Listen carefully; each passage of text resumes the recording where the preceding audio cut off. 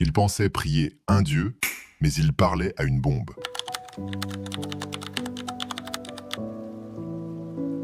Au milieu de la guerre froide, dans les années 1950, les États-Unis bossent sur une idée si dingue qu'on croirait à un scénario de film de science-fiction. Le nom du projet? Project Thor, aussi surnommé Rods from God, littéralement les bâtons de Dieu.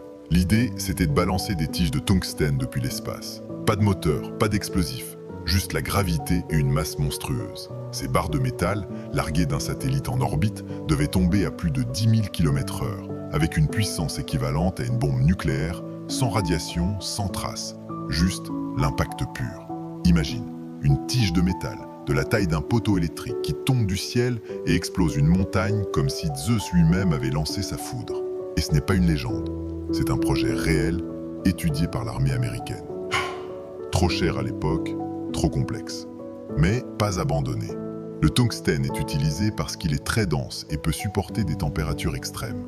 En tombant de l'orbite, 400-500 km de haut, la tige atteint une vitesse folle grâce à la gravité. Pas besoin de bombe, c'est la vitesse et le poids qui créent l'explosion. Ça peut pénétrer un bunker, rayer une base militaire, effacer une ville sans radioactivité.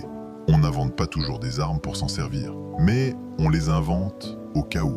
Et ça, c'est déjà terrifiant. Aujourd'hui, avec SpaceX, les satellites privés et les tensions géopolitiques, certains experts pensent que le projet Thor pourrait revenir dans le game.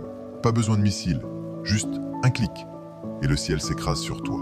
La technologie humaine n'a pas besoin de magie pour invoquer des dieux. Parfois, il suffit juste d'un peu de métal et d'un trop-plein d'orgueil. Et là, ce n'est plus la foi qui tombe du ciel, c'est la punition.